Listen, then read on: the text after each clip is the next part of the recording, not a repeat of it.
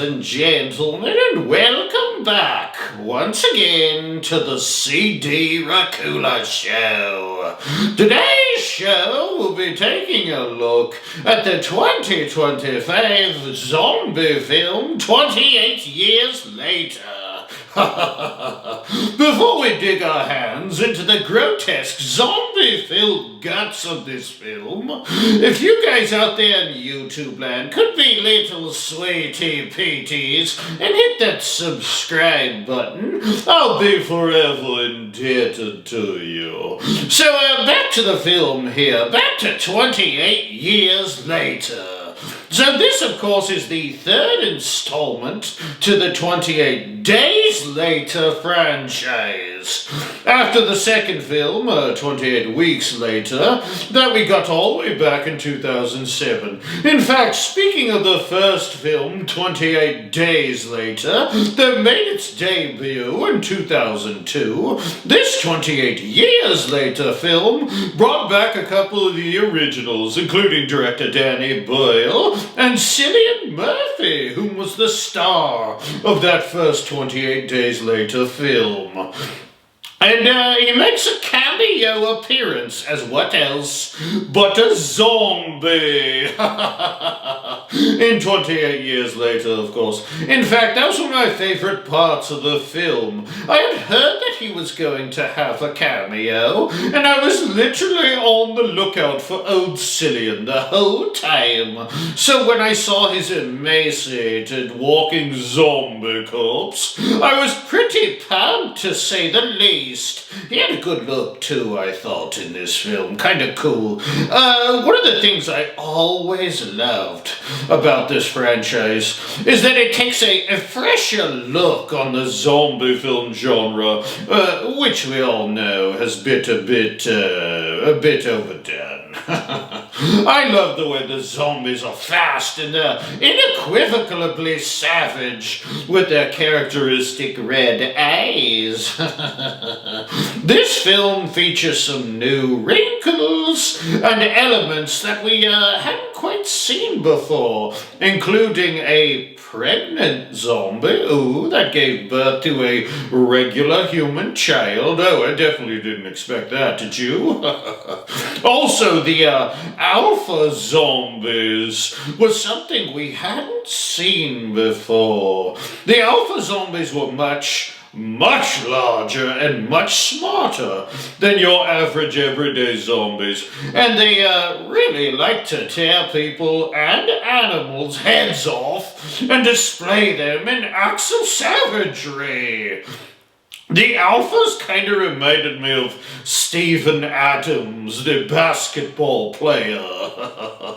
Tell me you don't see any resemblance there. Oh, total giant caveman. The actual alpha was played by none other than Lewis Perry, the 6'9" tall MMA fighter. So yeah, he's an alpha in real life. Definitely a cool wrinkle the alphas were. So in this film, we're made to believe that basically the whole world is zombie-free. Isn't that good? Except for the British Isles, mind you, that we assume is still very much overrun and contaminated by this seemingly evolving rage virus. That's what they call it in this franchise. The 28 Days Later franchise kind of reminds me of one of my favorite novel series called the Hater series by David Moody. Some really good books there. And I'm going to go ahead and put that on CD's Goodreads list because that's an excellent series if you ever get a chance to read them. I highly recommend. Anywho, so back to the film here, back to 28 Years Later.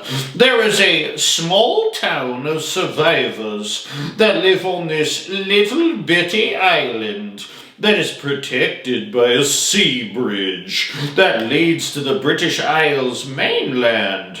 Oh, speaking of that sea bridge, One of the coolest and scariest parts of the film is when Jamie, played by Aaron Taylor Johnson, and his son Spike, played by Alfie Williams, are running across the sea bridge trying to beat the tide. And that alpha zombie, that pesky beast, is chasing them. I mean, the alpha was running so fast, he looked like a darn jet ski. It was truly awesome, so to say, and it was fun to see. I really enjoyed it. I know I'm jumping around here a little bit chronologically, but I was a little confused by the beginning part of the film with the young child. He was running from the zombies into the church, and his father, who was the pastor or whatever, giving him the cross and then letting himself get eaten alive by the zombies while the son hid from the infected. Like, I was waiting for it all to be tied together, and quite frankly, it didn't happen for me till the very last scene with this amazing long-haired 70s style ninja cult that seems to be led by that exact same kid whom's daddy gave him the cross. Of course, now his cross is hung upside down, you know, which denotes to me that he has maybe given up his religion or faith or whatever. So that's just a setup for a sequel to this film. And guess what? We're most definitely getting a sequel! Because they filmed the sequel side by side with this movie. So yes, confirming it is going to happen. You heard it here first. Actually, you probably heard it somewhere else first, but whatever. Supposedly will be called 28 years later, The Bone Temple. So, should be pretty hot fire.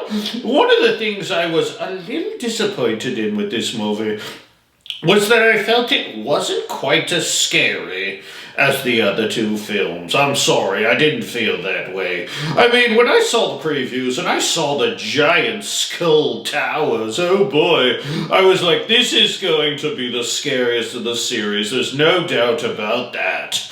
Honestly, though, they had a little too much of the touchy-feely stuff that, to me, took away a little bit from the horror aspect. So I'm hoping the next sequel that we get will be a little scarier. That is why I have no choice but to give this film some ho-hum marks on the old scarometer. I didn't think it was a bad movie, not by any stretch of the imagination, but it had definitely explored some new territory, and the fear factor it was pretty low, hence the score on the old scarometer. I would like to thank you for joining me here on the CD Racoola show, and if you could take your alpha hand, or whatever appendage you can, and swing it over to the subscribe button, I'd be most grateful. Please join me here next episode of the show when I take a look at the film Tremors. I keep promising you guys I'm going to do Tremors. And guess what? I keep not delivering, so hopefully at this point you will get Tremors from Old CD. Don't forget to subscribe. Do not forget to subscribe so you don't miss it. So till next time, my little bloodbags out there in YouTube land, if you're ever being chased by a fast-moving zombie horde, don't expect to be bailed out by some 70s haircut-looking ninja cult guys. Those kind of things just don't grow on trees, you know. Ta-ta, my dears. Ta-ta.